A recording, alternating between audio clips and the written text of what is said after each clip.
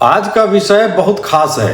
देश के supreme court में नेतृत्व बदल गया है। आइए जानते हैं किसने संभाला है शीर्ष न्यायिक पद और इसका हमारे लिए क्या मतलब है।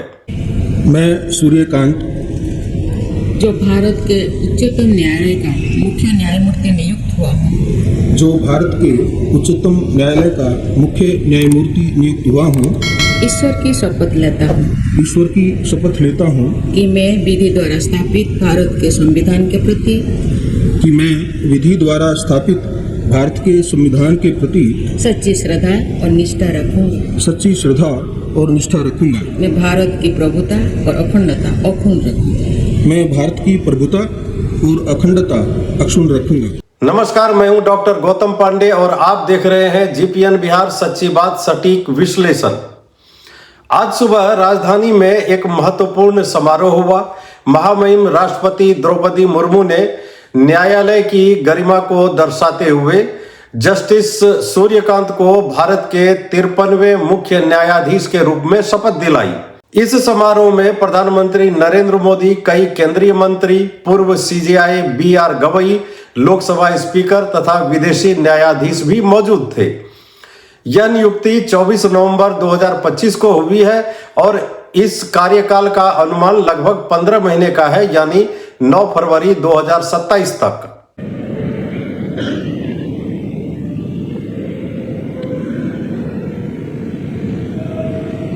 माननीय राष्ट्रपति महोदय, आपकी अनुमति हो तो आज के समारोह का शुभारंभ किया जाए।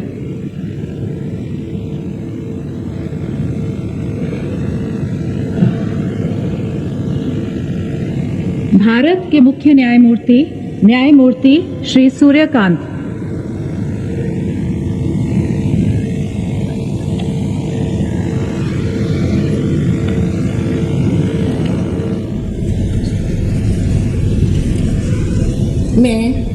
मैं सूर्यकांत, जो भारत के उच्चतम न्यायालय का मुख्य न्यायमूर्ति नियुक्त हुआ हूँ।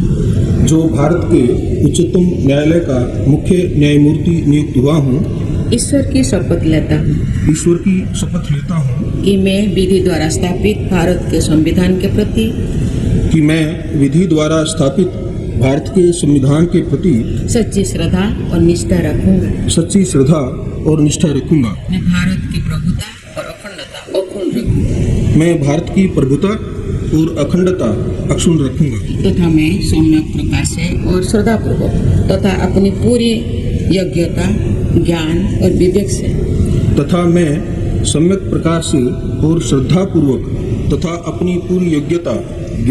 और विवेक से अपने पद के कर्तव्यों का भय या पक्षपात, अनुराग या द्वेष के बिना पालन करूंगा। तथा मैं संविधान और विधियों की मर्यादा बनाए रखूंगा।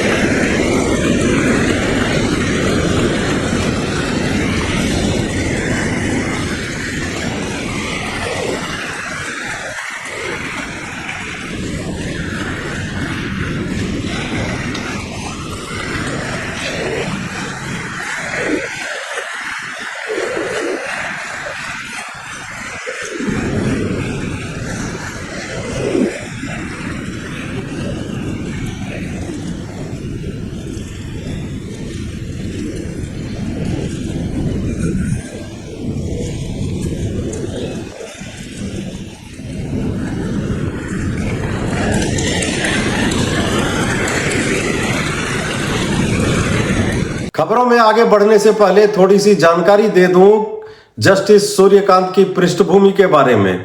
इनका जन्म हरियाणा के हिसार जिले के पेटवार गांव में 10 फरवरी 1962 को एक किसान परिवार में हुआ।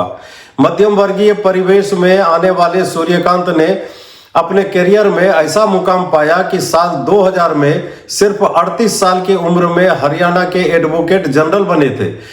इसके बाद 2004 में पंजाब हरियाणा हाई कोर्ट के जज बने, फिर 2018 में हिमाचल प्रदेश हाई कोर्ट के चीफ जस्टिस और मई 2019 में सुप्रीम कोर्ट के जज बने। अब 2025 में वे देश के शीर्ष न्यायाधीश के पद की शपथ ली। उनका यह सफर यह दिखाता है कि प्रतिभा, परिश्रम और न्याय के प्रति निष्ठा किस तरह एक साधारण पृष्ठभूमि से आने वाले व्यक्ति को सबसे ऊंचे पद तक ले जा सकती है। एक नजर डालते हैं उनकी अहम बातों और प्राथमिकताओं पर। जस्टिस सूर्यकांत ने शपथ ग्रहण से पहले ही कहा था कि उनके सामने सबसे बड़ी चुनौती है सुप्रीम कोर्ट में लंबित करीब 90,000 मामले। उन्होंने कहा है कि कोर्ट की संसाधनों का अधिक से अधिक उपयोग यानी ऑप्टिमम यूटिलाइजेशन उनकी प्राथमिकता होगी। साथ ही उन्होंने मध्यस्थता को बढ़ावा देने की दिशा में संकेत दिए हैं। उन्होंने कहा बहुत से विवाद सीधे बातचीत से हल हो सकते हैं और कोर्ट का बोझ कम हो सकता है। उनका यह दृष्टिकोण यह बताता है कि वे सिर्फ निर्णय देने वाले जज नहीं बल्कि न्याय प्रक्रिया को बेहतर सक्षम बनाने के लिए भी काम करना चाहते हैं। आइए जानते हैं कि क्या है इस नियुक्ति के मायने। तो इस नियुक्ति का हमारे लिए क्या मतलब है, यह जानते हैं। पहला, हरियाणा जैसे राज्य से आने वाला पहला सीजेआई बनने का मतलब है कि अब न्यायपालिका में विविध पृष्ठभूमियों का प्रतिनिधित्व बढ़ रहा है। दूसरा, जब शीर्ष न्यायालय में नेतृत्व बदलता है तो न्याय की दिशा, न्यायपालिका की प्राथमिकताएं बदल सकती हैं।